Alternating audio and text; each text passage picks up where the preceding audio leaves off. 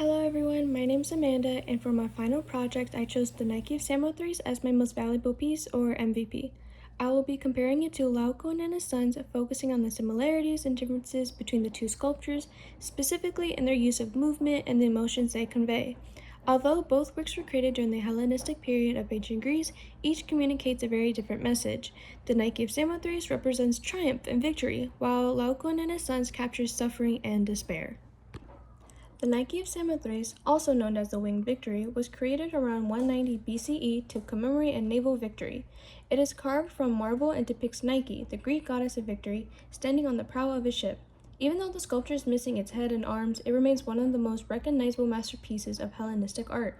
Despite these missing parts, the sculpture remains expressive, demonstrating how gesture, composition, and flowing drapery alone can communicate movement and triumph. One of the most impressive qualities of the Nike of Samothrace is its incredible sense of motion. The sculpture carved the figure as though she had just landed on the ship, while strong winds push against her body. Her wings extend behind her, and the folds of her clothing cling tightly to her body while flowing dramatically around her legs. These details create the illusion that the sculpture is alive, with both the wind and the sea surrounding her. Instead of standing still like many earlier Greek sculptures, Nike appears to move forward with confidence, energy, and purpose. The sculpture also creates a powerful emotional response. Rather than relying on the facial expressions, it conveys victory through its posture, movement, and composition. The figure stands firmly despite the powerful wind, creating a feeling of confidence and strength. Even without head or arms, viewers can still understand the message because of the dramatic composition and flowing drapery. The sculpture I chose to compare with Nike is Laocoon and his sons, which was created by the Rhodian sculptors Hattusandros, Polydoros, and Athenodoros around the late 2nd or early 1st century BCE.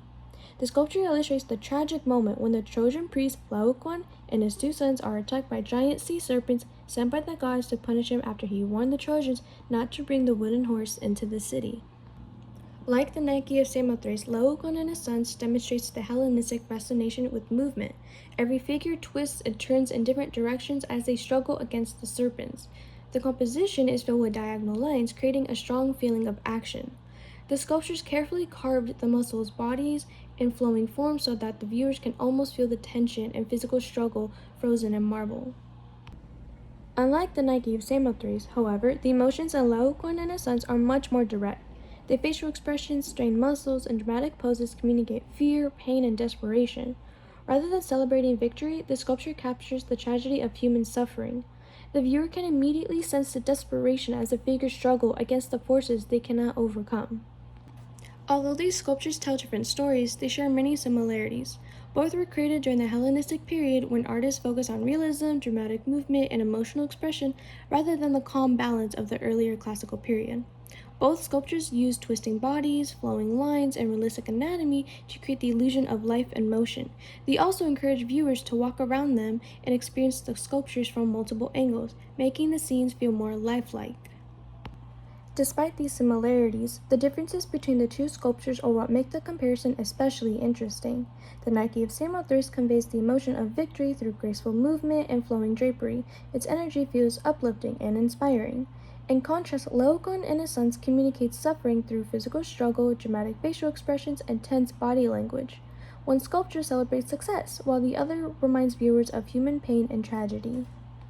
Another important difference is how each artist creates emotion. In Nike, emotion is suggested through the movement of the figure and the wind blowing across her clothing.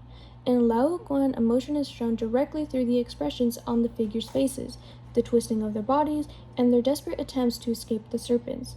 Both approaches are effective, but they create very different emotional experiences for the viewer. Overall, comparing these two sculptures demonstrates the creativity and innovation of Hellenistic artists. They moved beyond the idealized calmness of the classical period and created works that captured movement, emotion, and dramatic storytelling. While the Nike of Samothrace symbolizes hope, victory, and strength, Laocoon and his sons represent struggle, suffering, and sacrifice. Together, these masterpieces demonstrate how Hellenistic sculptures transform marble into works that continue to inspire and captivate viewers more than 2,000 years later. Thank you everyone for watching. Here is my works cited page. Thank you.